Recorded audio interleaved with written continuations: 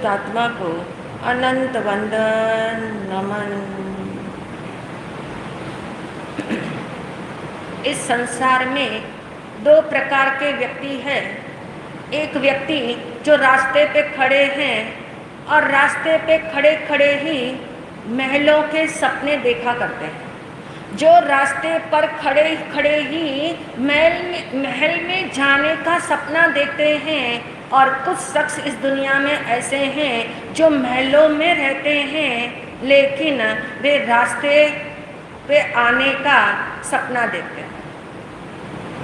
अब आपके सामने एक चैलेंज वाला प्रश्न है। नंबर 1 कि ये बात आपने सुनी और अब मैं दो शब्द को आपको देती हूँ। एक शब्द है हित बुद्धि और दूसरा शब्द है सुख बुद्धि। हित बुद्धि और सुख बुद्धि। कल सुख बुद्धि के बारे में काफ़ी कुछ समझ लिया।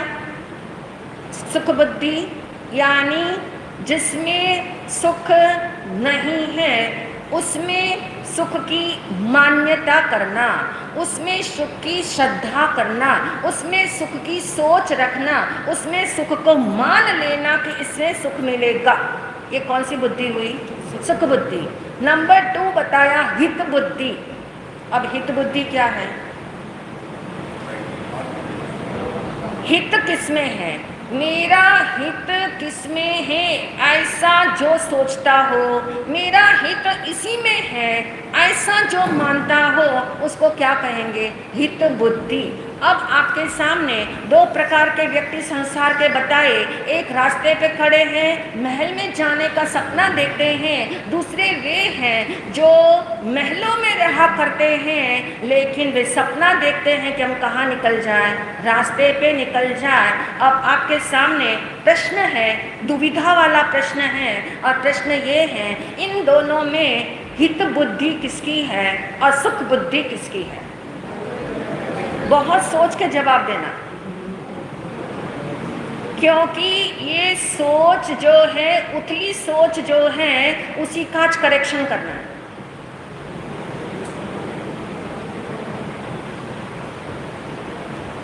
थोड़ा सा इसमें चिंतन की अपेक्षा है, क्योंकि अभी तक हम जो सुनते आए आत्मा का स्वरूप, आत्मा स्वयं परमात्मा, सुख का पासवर्ड, जितना कुछ आपने अभी तक सुना 2 महीने के अंदर, वो इसी का इसमें से निकला हुआ ये प्रश्न है। और इस प्रश्न को थोड़ा उलझा हुआ है, लेकिन इसमें से आपने बताना है हित बुद्धि किसके पास है और सुख बुद्धि किसके पास है। हाँ जी अमित बताओ।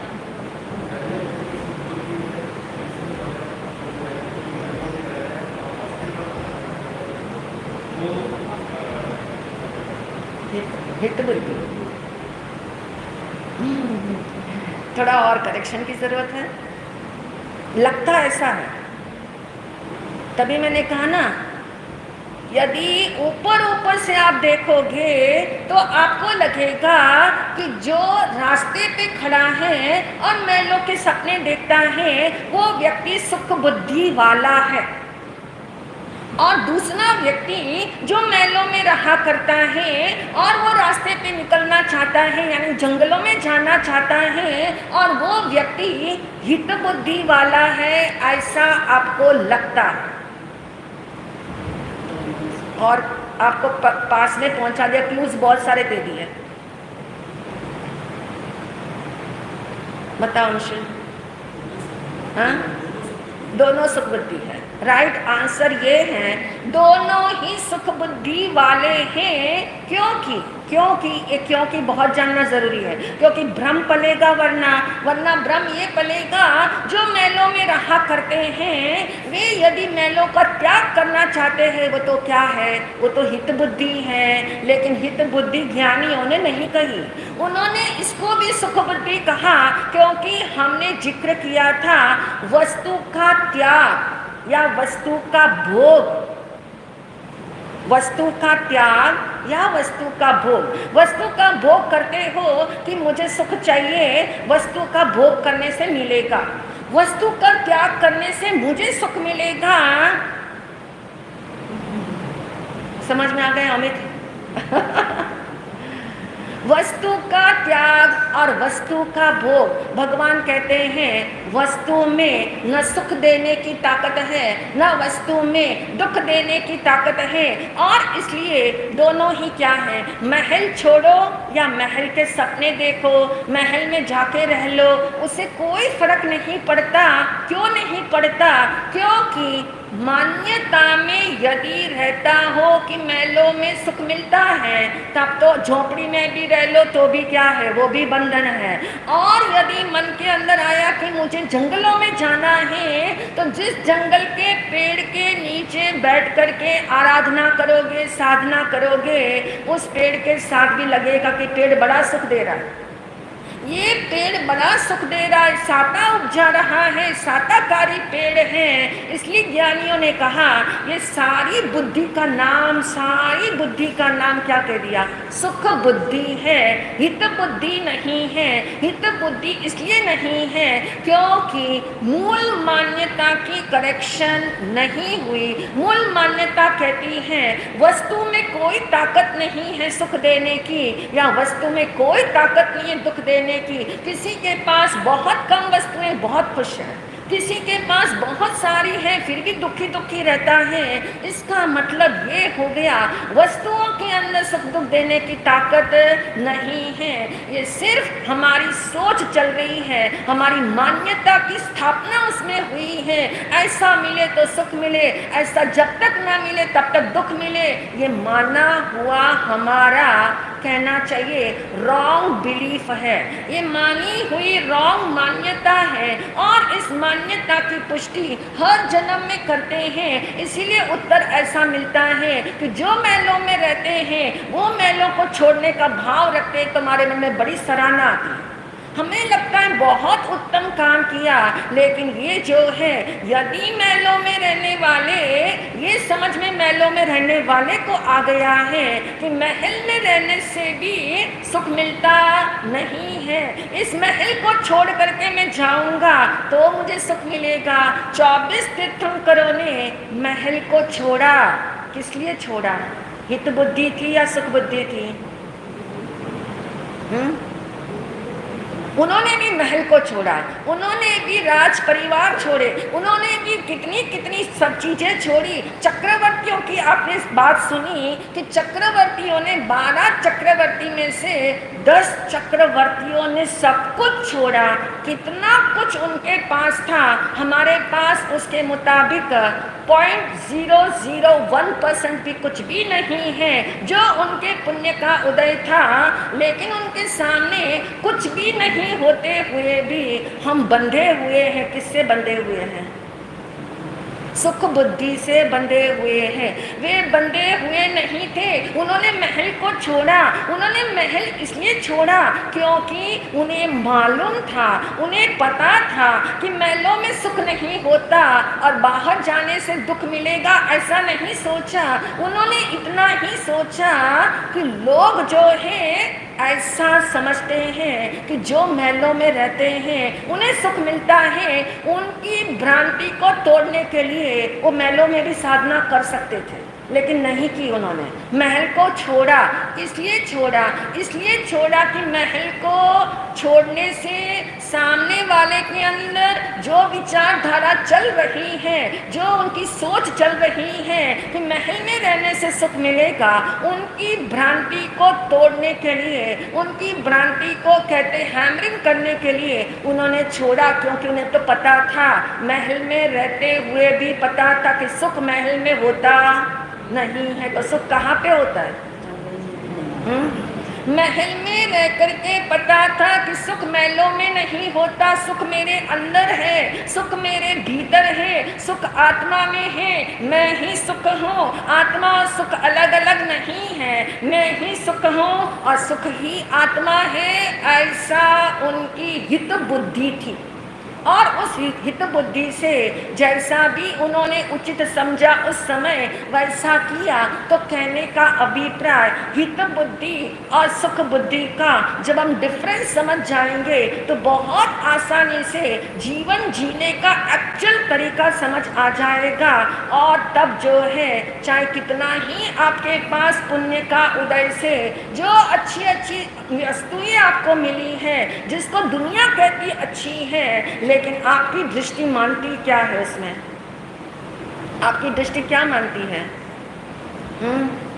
आपकी दृष्टि मानती है जो व्यक्ति समझ चुका हो सत्य को कि इसमें सुख नहीं, इसमें सुख नहीं, इसमें सुख नहीं, जिसमें लोगों ने सुख माना उसमें मैं सुख मानता नहीं हूँ। ये तो केवल जो है पुण्य के फल का स्क्रैप है। क्या कहना चाहिए? स्क्रैप है। ये तो पुण्य के फल का कहना चाहिए स्क्रैप है जो उदय काल से मिला हुआ है। और उस उदय काल से मिले हुए के अंदर मुझे उलझना नहीं है। उलझता वही है जिसकी सुख बुद्धि है, वो नहीं उलझेगा जिसमें सुख बुद्धि नहीं है। और इसीलिए हमने बात रखी थी कि जड़ के पीछे जड़ मत हो जाना। जड़ के पीछे जो जड़ वस्तुएं मिली हुई है उसके पीछे जड़ मत हो जाना। जो जड़ वैभव मिला हुआ है उसके पीछे ऐसा जड़ मत हो जाना। जिसके लिए हमने कल एक एग्जाम्पल स्टार्ट किया था। राजा भर्तृहरि जो ऋषि भर्तृहरि हो चुके हैं, और ऋषि भर्तृहरि एक सुबह जिनकी आंख खुली और कहते हैं सड़क के किनारे देखा, बिल्कुल सड़क के मध्य के अंदर एक चमकता हुआ हीरा है। और वो हीरा ऐसा पड़ा हुआ है, चमकीले चमक उसकी ऐसी लुभा रही है। और राजा भर्तृहरि भूल ही गए कि मैं कौन हूँ। मैं ऋषि बन चुका हूँ, सारा राज वैभव में छोड़ चुका हूँ, अब मेरे को हीरे से क्या कनेक्शन है। लेकिन हीरा देखने के बाद नजर कहाँ है? उस हीरे पे है। वो हीरे पे नजर गई है। शरीर उनका पेड़ के नीचे बैठा हुआ है, मन उनका पहुंच चुका है हीरे के पास। मन ने क्या किया? उस हीरे को उठा भी लिया, उलट पलट करके देख लिया, निर्णय कर लिया हीरा बहुत मूल्यवान है। लेकिन याद भी है उस मन को कि मेरे काम आने वाला नहीं है। कोई बात नहीं, मूल्यवान चीज है और इस मूल्यवान चीज को मैं किसी अभावग्रस्त व्यक्ति को क्या कर दूंगा? दे दूंगा। उनके मन में क्या ख्याल आया? एक ख्याल आया। अब वापस सवाल है आपके सामने, आपकी ही चेकिंग कराने के लिए कि फिर से ऋषि भर्तृहरि के मन में ये विचार आया कि ये हीरा मेरे काम तो नहीं आएगा, लेकिन ये हीरा मैं किसी को दे सकता हूँ। मैं जिसको दूंगा उसको लाभ होगा, उसको सुख मिलेगा। अब फिर से प्रश्न है आपके सामने कि उनकी सोच कैसी है ये? क्योंकि जब अपनी करेक्शन न की हो, अपनी मान्यता की कनेक्शन नहीं हुई हो, तो हम सोचते हैं ये वस्तु जो है मुझे सुख देगी, ये वस्तु इसको दे दूं तो उसको सुख मिलेगा, ये वस्तु इसको नहीं उसको देने से ज़्यादा उसको यूज़ करेगा। यानी ये जो हमारी सोच है कि वस्तुएं सुख देगी, तो वस्तु का लेना, वस्तु का देना, वस्तु का बांटना, ये भी क्या क्या क्या इंगित करता है? ये भी सुख बुद्धि है। ये भी सुख बुद्धि है। जिनको अभी अभी नहीं भी समझ आ रहा हो, थोड़ा चिंतन करेंगे, थोड़ा समय लगाएंगे, जरूर समझ आएगा। क्योंकि सत्य है और सत्य हर किसी को समझ में आ सकता है। ऐसा सत्य है क्योंकि जिस मान्यता के तले हम दबे हुए हैं, जिस मान्यता के प्रभाव में एकदम चल रहे हैं, उसमें थोड़ी देर लग सकती है समझने के लिए, पर समझ अवश्य आएगा। और समझना भी यही है। और ऋषि भट्ट हरि की सुख बुद्धि कहती है कि मुझे नहीं इससे कोई लाभ होगा, लेकिन मैं जिसको दूंगी वो क्या होगा? वो लाभान्वित रहेगा। ऐसा भाव अभी आया है। शरीर कहाँ बैठा है? शरीर कहाँ बैठा है? पेड़ के नीचे।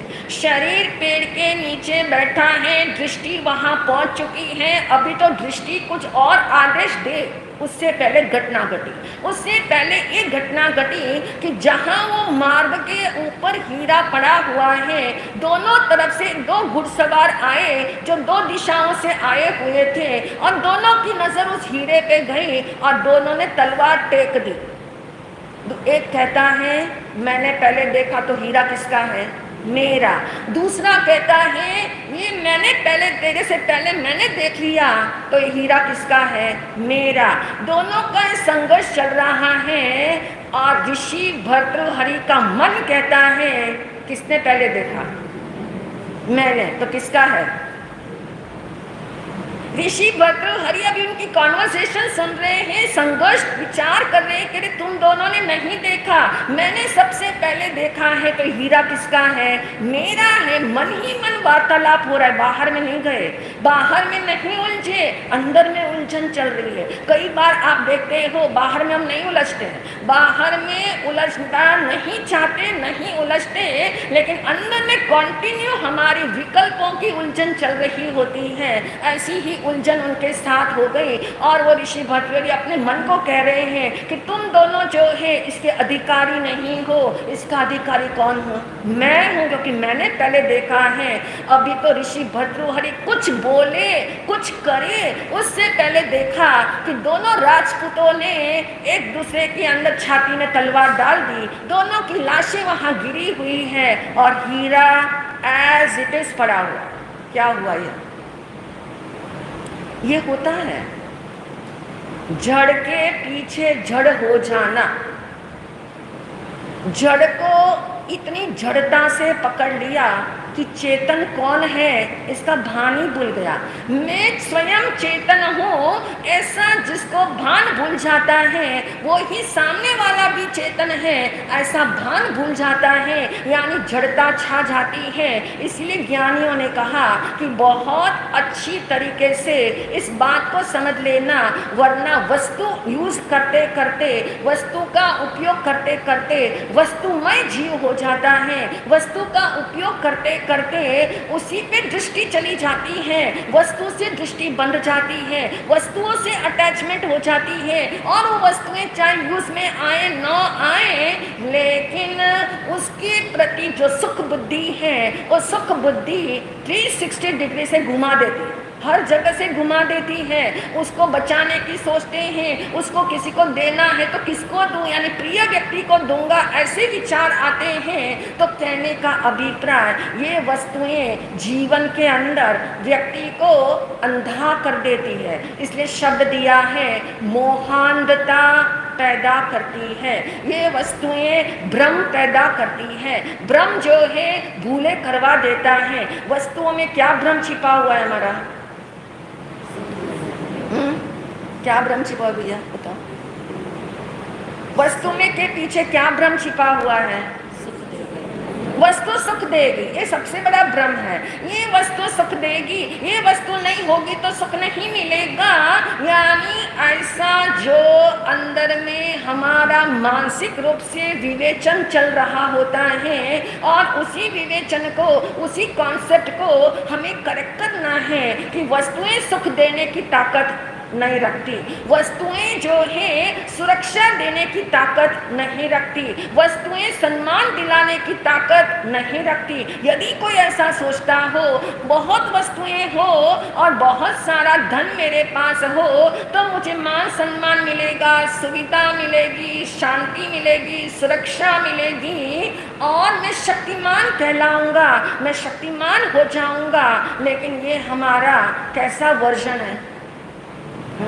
फॉल्स वर्जन है। ये हमारी झूठी मान्यता है। इस झूठी मान्यता के तले यदि हम चाहते हैं सम्यक दर्शन हो जाए तो कैसे हो जाएगा? नहीं हो पाएगा, क्योंकि इस संसार के अंदर सारी वस्तुएं वस्तुओं की है। वस्तुओं पे किसी का अधिकार नहीं है। वस्तुओं पे किसी का अधिकार हो सकता भी नहीं है। पुण्य के उदय से वस्तु यदि मिस्टर ए को मिल गई है और वो वस्तु बी जो मिस्टर बी जो है उसके पास ऐसा पुण्य का उदय नहीं है तो वो वस्तु मिस्टर ए के पास है, लेकिन पुण्य का चक्र चलता है और वो मिस्टर ए के पास से वस्तु थोड़े दिनों के बाद मिस्टर सी के पास चली गई तो कहना होगा क्या वो सी की हो गई? क्योंकि वस्तुएं किसी की होती नहीं है, वस्तुएं कभी किसी की हो सकती भी नहीं है। वस्तुएं वस्तुओं की होती हैं। वस्तुएं बनी किससे हैं? जिस रॉ मटेरियल से बनी हैं, जड़ वस्तुएं हैं, जड़ चीजों से बनी हैं, तो वस्तुएं किसकी है? जड़ की है। वस्तुएं चेतन की हो नहीं सकती। यानी मेरे लिए तो कौन है? मैं ही हूँ। मेरे लिए तो मैं ही हूँ, अर्थात मेरे साथ जो वस्तुएं त्रैकालिक रूप से न रहती हो वो वस्तु मेरी होती ही नहीं है। जो वस्तुएं मेरे साथ त्रैकालिक रूप से रहती हो वही वस्तु मेरी है। और वो कौन है? कौन सी वस्तु है वो?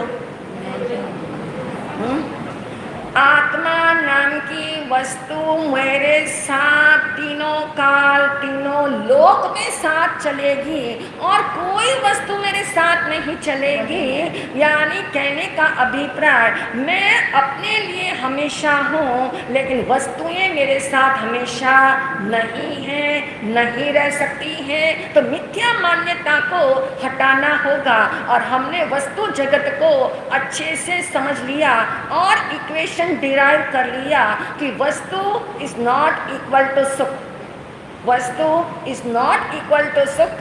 वस्तु अलग है, सुख अलग है। वस्तु उदय काल से मिलती है और सुख जो है वो उदय से नहीं मिलता। सुख किससे मिलता है?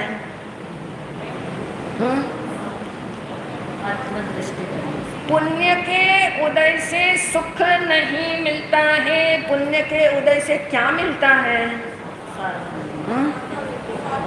साता के साधन मिलते हैं। साता के साधन मिलते हैं लेकिन उन साधनों से साता मिलेगी कि नहीं मिलेगी कोई गारंटी नहीं है।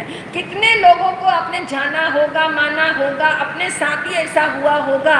साता उपजाने साता की सामग्री आपके पास है लेकिन उन सामग्री के बीच में भी साता नहीं है।